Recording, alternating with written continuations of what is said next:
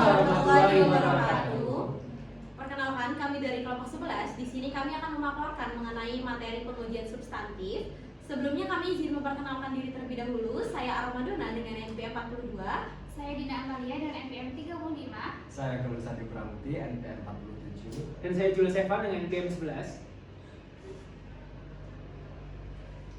Selanjutnya, yang pertama saya akan menjelaskan mengenai pengertian pengujian substantif. Jadi pengertian pengujian substantif ini merupakan prosedur audit yang dilakukan auditor untuk memperoleh bukti audit secara langsung mengenai kewajaran saldo akun, transaksi, dan pengungkapan dalam laporan keuangan. Jadi pengujian ini bertujuan untuk mendeteksi salah saji material yang mungkin terjadi akibat kesalahan maupun kecurangan. Jadi sederhananya pengujian substantif ini merupakan cara dari auditor untuk mengecek langsung apakah angka-angka dalam laporan keuangan itu sudah benar dan sudah sesuai dengan standar akuntansi. Auditor akan memeriksa dokumen, transaksi, atau saldo akun untuk memastikan bahwa tidak ada kesalahan maupun kecurangan yang dapat mempengaruhi laporan keuangan. Selanjutnya mengenai tujuan pengujian substantif. Untuk tujuan yang pertama ini merupakan memperoleh bukti audit yang cukup dan tepat mengenai kewajaran laporan keuangan. Jadi tujuan pengujian substantif ini guna memperoleh bukti audit yang memadai agar auditor dapat menilai apakah laporan keuangan telah disajikan secara wajar sesuai dengan standar akuntansi yang berlaku. Jadi bukti tersebut akan menjadi dasar auditor dalam memberikan opini audit. Untuk tujuan yang kedua ada mendeteksi salah saji material yang disebabkan oleh kesalahan atau kecurangan. Jadi pengujian substantif juga bertujuan untuk menemukan salah saji material, baik yang terjadi karena kesalahan pencatatan maupun tindakan kecurangan. Dengan demikian, auditor akan memastikan bahwa informasi yang disajikan dalam laporan keuangan dapat dipercaya oleh pengguna laporan. Untuk tujuan yang ketiga, yaitu memastikan saldo akun dan transaksi telah dicatat dengan benar. Melalui pengujian substantif, auditor akan memeriksa apakah transaksi dan saldo akun telah dicatat secara akurat, lengkap, dan sesuai dengan kondisi yang sebenar-benarnya. Contohnya, auditor dapat memeriksa saldo piutang atau persediaan untuk memastikan nilainya benar dan didukung oleh bukti-bukti yang memadai. Selanjutnya, untuk tujuan yang keempat yaitu menjadi dasar bagi auditor dalam memberikan opini atas laporan keuangan. Jadi, hasil dari pengujian substantif akan digunakan oleh auditor sebagai dasar dalam menyimpulkan apakah laporan keuangan yang telah disajikan itu secara wajar atau tidak. Berdasarkan bukti yang diperoleh, auditor kemudian dapat memberikan opini audit, seperti opini wajar tanpa pengecualian atau opini lainnya yang sesuai dengan kondisi yang ditemukan. Selanjutnya mengenai perancangan pengujian substantif. Jadi perancangan pengujian substantif ini meliputi yang pertama sifat pengujian, yang kedua waktu pengujian, dan yang ketiga luas pengujian substantif. Selanjutnya akan disampaikan oleh Dina. Baik, selanjutnya ada prosedur substantif. Ada 8 prosedur untuk melaksanakan pengujian substantif, yaitu yang pertama yaitu dengan pengajuan pertanyaan kepada para karyawan berkaitan dengan kinerja tugas mereka. Jadi auditor harus mengajukan pertanyaan kepada karyawan bagaimana mereka menjalankan tugas sehari-hari untuk mengetahui proses dari karyawan ke manajer. Dan yang kedua yaitu ada pengamatan atau observasi terhadap personil dalam. Dengan auditor harus mengamati langsung bagaimana staf melaksanakan tugasnya dan harus melihat sendiri apakah prosedur benar-benar dijalankan di perusahaan tersebut. Dan yang ketiga yaitu ada melaksanakan tugas mereka. Auditor harus memeriksa dokumen dan catatan secara langsung dari faktur, kontrak, dan buku besar untuk memastikan transaksi benar-benar terjadi dan dicatat dengan tepat. Yang keempat ada menginspeksi dokumen dan catatan, yaitu dengan auditor melakukan perhitungan kembali yang sudah dilakukan oleh klien dengan menjumlah, mengalihkan, atau menghitung ulang untuk memastikan angka-angka dalam laporan sudah benar. Yang kelima yaitu melakukan perhitungan kembali, dan yang keenam ada konfirmasi. Konfirmasi yaitu dengan auditor meminta pihak ketiga seperti bank atau pelanggan untuk membenarkan saldo atau transaksi yang tercatat di pembukuan klien secara independen. Yang ketujuh yaitu ada analisis. Dengan auditor harus menganalisis dan membandingkan data keuangan antar periode, antar rasio, dan terhadap industri atau perusahaan tersebut untuk mendeteksi angka yang tidak masuk akal atau di luar dari laporan yang sudah dibuat. Yang ke-8 ada tracing atau pengusutan.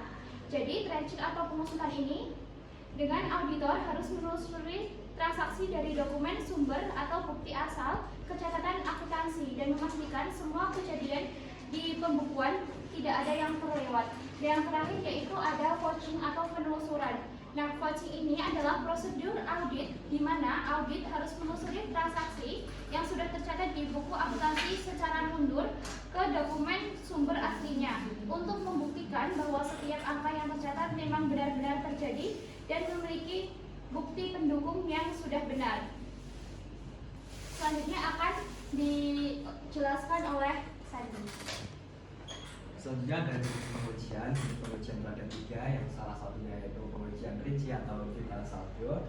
Detail saldo ini menilai materialitas dan risiko bawaan suatu akun, menetapkan risiko pengendalian, merancang pengujian transaksi dan prosedur analitis, merancang pengujian detail saldo untuk memenuhi setiap tujuan spesifik audit. Jenis pengujian ini dilakukan secara rinci, jadi jika tingkat resiko rendah, maka bukti yang harus dikumpulkan oleh auditor itu harus lebih banyak. Karena jika resiko rendah itu, auditor lebih sulit untuk mendeteksi bahwa ada kesalahan dalam laporan keuangan. Selanjutnya, ada jenis pengendalian dengan detail transaksi. Pada jenis pengujian ini, mereka harus mengukur ketepatan autorisasi transaksi akuntansi klien, mengukur kebenaran pencatatan dan peringkasan transaksi tersebut dalam jurnal. Yang terakhir ada kebenaran pelaksanaan posting atas transaksi tersebut ke dalam buku besar. Dalam penggunaan jenis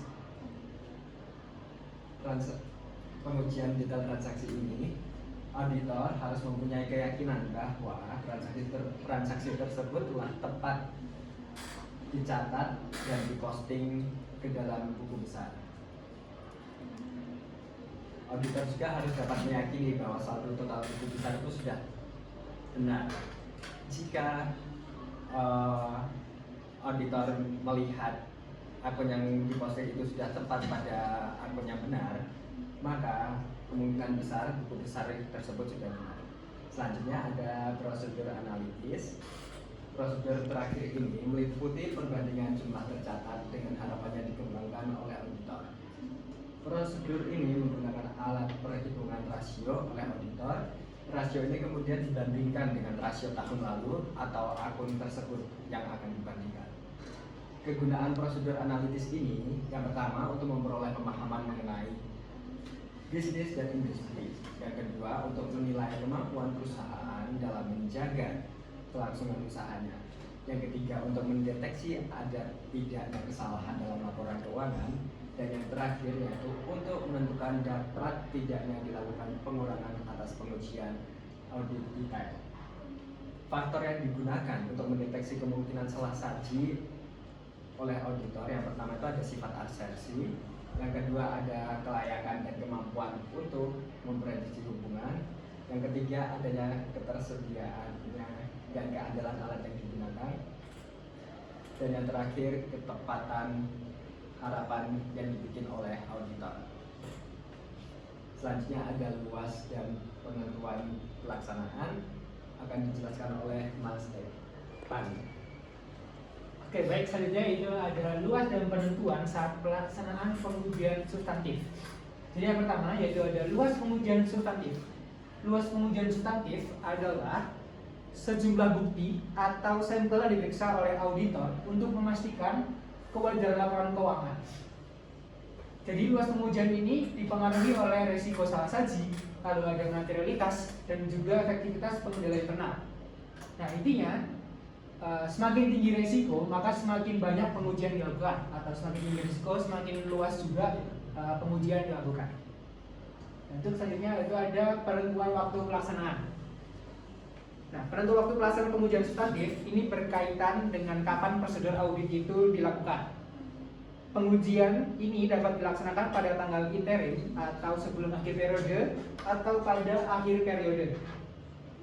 Nah, jika pengendalian internal perusahaan ini dinilai efektif dan juga resiko auditnya rendah, maka auditor dapat melakukan sebagian pengujian pada tanggal interim tadi. Nah, apabila sebaliknya resiko audit lebih tinggi atau pengendalian internal lebih lemah, maka auditor cenderung akan melakukan pengujian mendekati atau setelah tanggal laporan keuangan untuk memperoleh bukti yang lebih andal. Selanjutnya ada faktor yang mempengaruhi luas dan juga waktu pengujian. Jadi untuk faktor yang mempengaruhi luas pengujian substantif, yaitu ada risiko salah saji material. Jadi semakin tinggi kemungkinan terjadinya kesalahan atau kecurangan dalam laporan keuangan, semakin luas juga pengujian yang akan dilakukan oleh auditor. Lalu yang kedua ada materialitas, yaitu akun dengan nilai yang besar atau berpengaruh signifikan terhadap laporan keuangan. Ini memerlukan pengujian yang lebih luas lagi. Lalu yang ketiga yaitu ada efektivitas pengendalian internal. Jika sistem pengendalian internal perusahaan berjalan dengan baik, maka auditor juga dapat mengurangi jumlah pengujian substantifnya. Selanjutnya faktor yang mengenai saat pelaksanaan pengujian substantif yaitu ada tingkat resiko audit. Resiko yang tinggi itu lebih membuat auditor lebih memilih melakukan pengujian mendekati akhir periode agar bukti yang diperoleh lebih andal. Lalu yang kedua ada kondisi pengendalian internal. Lalu yang ketiga ada karakteristik akun atau transaksi. Jadi beberapa akun memerlukan pengujian pada waktu tertentu karena sifatnya mudah dirubah. Next. Yang terakhir yaitu ada tujuan penentuan luas dan waktu pengujian. Nah, untuk menentukan luas dan waktu pengujian secara tepat bertujuan agar auditor itu memperoleh bukti audit yang cukup dan tepat. Jadi, meningkatkan efisiensi audit serta juga dapat mengurangi risiko pemberian opini yang tidak sesuai terhadap laporan keuangannya.